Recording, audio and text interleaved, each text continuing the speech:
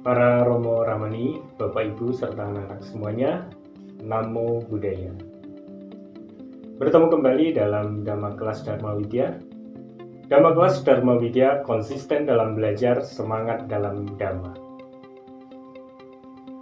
Merupakan karma baik pada kesempatan hari ini, Bapak akan mengajak para Romo Ramani, Bapak Ibu serta anak-anak semuanya mengulas kembali Dhamma, ajaran dari Sang Buddha. Pada kesempatan hari ini saya mengambil tema yaitu 4 jalan kesuksesan. Kita ketahui bahwa dalam kehidupan ini pastinya Bapak Ibu serta anak-anak semuanya di kehidupan ini mengidamkan namanya kesuksesan.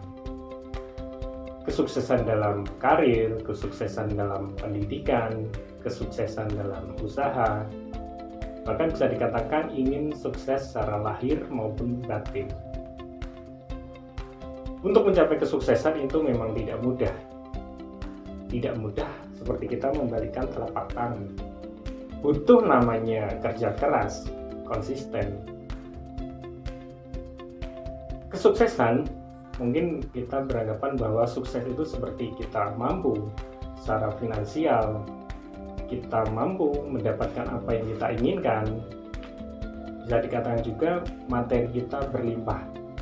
Itu bisa dikatakan sebagai sukses secara umumnya. Dalam agama Buddha atau dalam Dhamma, sukses itu bukan hanya dipengaruhi oleh satu faktor, tetapi dipengaruhi oleh banyak sekali faktor pendukungnya. Sebagai contoh, pada zaman dahulu, ketika orang ingin membuat api, karena belum adanya korek api, mereka menggunakan cara tradisional, yaitu membuat api dengan cara menggosok-gosokkan kayu, sehingga akan menimbulkan titik api dan akhirnya terbentuklah api yang diharapkan. Terbentuknya api tersebut bukan hanya dipengaruhi satu faktor saja, tetapi dipengaruhi oleh berbagai faktor. Yang pertama itu adalah harus ada namanya kayu kering. Kenapa kayu kering? Karena kalau tidak kering akan sangat susah sekali untuk membuat api tersebut. Coba kalau kayu basah digosok-gosok sampai capek lelah, tidak mungkin dapat menghasilkan sebuah api. Yang kedua, faktor yang kedua itu adalah adanya niat, keinginan orang ingin membuat api tersebut. Setelah adanya kayu kering, kemudian ada orang yang ingin membuat, dan faktor yang ketiga itu adalah adanya usaha. Usahanya apa? Usahanya adalah orang tersebut menggosok-gosokkan kayunya tanpa henti sampai terbentuklah titik api dan akhirnya menjadi sebuah api yang diharapkan. Itu faktor yang ketiga. Dan yang keempat itu adalah adanya oksigen.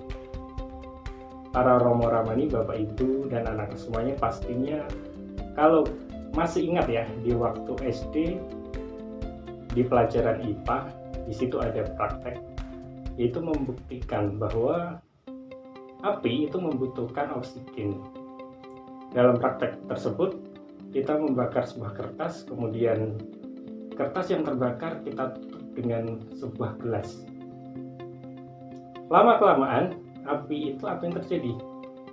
Apinya adalah padam karena oksigen dalam gelas tersebut habis. Ya, di sini membuktikan bahwa untuk membuat api secara tradisional yaitu dipengaruhi oleh 4 faktor.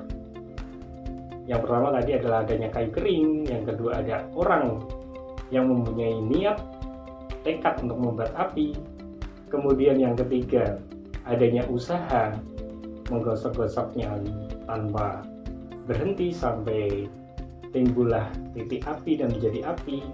Dan yang keempat adalah adanya oksigen. Jadi kesuksesan dalam membuat api tersebut itu dipengaruhi oleh berbagai faktor, bukan hanya satu faktor saja. Kita bisa mencontoh guru agung kita, Sang Buddha, Sang Bhagawa. Kita bisa menyimpulkan bahwa Sang Buddha ini adalah guru yang maha sempurna, maha bijaksana, dan bisa dikatakan juga telah mencapai kesuksesan karena beliau sudah bisa mencapai tujuannya dalam kehidupan saat itu, yaitu ingin mencari obat dari sak tua mati, yaitu mencapai nibbana. Dengan berakhirnya kehidupan, tidak ada lagi penderitaan. Sang Buddha dalam mencapai kesuksesan atau mencapai nibbana itu tidak semudah, tetapi melalui berbagai halangan, rintangan. Bahkan beliau pernah melaksanakan pertapaan menyiksa diri selama 6 tahun. Butuh usaha keras, kerja keras, pantang menyerah, putus asa. Itu adalah hal yang harus dihindari. Dalam Vibhanga, di situ disebutkan ada 4 jalan kesuksesan. Yang pertama adalah canda. Canda itu adalah senang di dalam melakukan pekerjaan atau hal yang dikerjakan. Jadi syarat yang pertama adalah kita harus menyenangi apa yang kita kerjakan. Contohnya, sebagai seorang siswa, tugas utamanya itu adalah belajar. Jadi bagaimana caranya kita menyenangi? Caranya adalah kita harusnya belajar dengan penuh rasa senang, sukacita, tanpa adanya rasa paksaan. Karena pastinya akan berbeda hasilnya ketika kita melakukan pekerjaan. Contohnya tadi seorang siswa belajar dengan penuh paksaan, apa yang dipelajari pastinya akan sangat sulit dipahami. Berbeda ketika dengan tulus ikhlas, belajarnya dari hati, apa yang dipelajari itu pasti akan lebih mudah diterima dan mudah dipahami. Sama seperti Bapak Ibu guru. Bapak Ibu guru juga mencintai pekerjaannya, yaitu dalam mendidik putra-putrinya dalam rangka mentransfer ilmu. Ketika Bapak Ibu guru melakukan pekerjaannya dengan terpaksa, pastinya apa yang diajarkan, apa yang dilakukan itu tidak akan tulus. Bahkan apa yang diajarkan tidak akan dipahami oleh siswa-siswanya. Berbeda ketika Bapak Ibu guru mengajarkan dengan tulus ikhlas, yang didasarkan dari ketulusan hati, pastinya apa yang diajarkan itu akan mudah diterima oleh siswa-siswi. Jadi bukan hanya siswa, pelajar, ataupun Bapak Ibu guru, tetapi semua, namanya profesi itu pasti harus menyukai pekerjaannya. Ketika kita menyukai pekerjaan, kita menjalani rutinitas dalam bekerja, itu pastinya akan senang. Ya, mungkin Bapak Ibu, anak-anak semuanya pernah mendengarkan bahwa jadikanlah pekerjaanmu itu adalah sebagai hobimu. Karena kita ketahui bahwa kita dalam melaksanakan hobi yang kita miliki, pastinya tidak ada paksaan, tidak ada tekanan. Kita melaksanakannya dengan sukacita. Di samping kita mendapatkan kebahagiaan dari profesi tersebut, kita juga mendapatkan namanya income, pendapatan. Jadi dalam bekerja, pekerjaan kita anggap seperti hobi, kita mendapatkan pendapatan dan kita juga mendapatkan kebahagiaan. Yang kedua adalah jalan kesuksesan yang kedua dalam Vibhanga itu wirya. Wirya pastinya Bapak Ibu serta anak-anak semuanya sudah tidak asing lagi Wirya itu adalah semangat, ya. Semangat lawannya adalah rasa malas. Saat kita melaksanakan pekerjaan yang kita jadikan profesi, dilaksanakan dengan penuh semangat, itu pastinya hasilnya juga akan lebih maksimal. Di samping itu, dengan adanya rasa semangat, kita bisa mengalahkan rasa kemalasan di dalam diri kita. Kenapa rasa malas itu adalah sebagai penghambat jalan kesuksesan? Karena kita tahu, kalau kita memiliki rasa malas yang dominan dibandingkan rasa semangat, kita cenderung lebih suka menunda-nunda pekerjaan, lebih suka menunda-nunda tugas yang seharusnya dapat terselesaikan tepat waktu.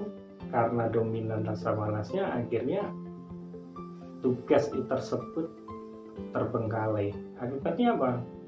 Akibatnya adalah kita akan sulit mencapai target yang kita harapkan. Maka dari itu semangat penting sekali untuk mencapai kesuksesan. Yang ketiga adalah kita harus memiliki cita. Cita di sini artinya itu adalah fokus dalam bekerja. Contoh sederhana, ketika kita jalan tanpa adanya fokus, karena sekarang kebanyakan orang jalan bukan jalan yang dilihat, bukan orang sekitarnya yang dilihat, tetapi lebih fokus ke handphonenya. Pernah suatu ketika saya melihat ada orang yang jalan karena fokusnya tertuju pada handphone, hampir menabrak tiang. Ya, ini contoh sepele dari tidak adanya fokus. Di samping itu juga mungkin Bapak, Ibu, serta anak-anak semuanya pernah mengalami salah kirim pesan. Seharusnya pesan itu dikirimkan ke si A, malah kekirim ke si B. Itu karena kita tidak fokus, mungkin karena terburu-buru. Coba kalau pesannya sangat privasi, ya, itu bisa tersebar luas.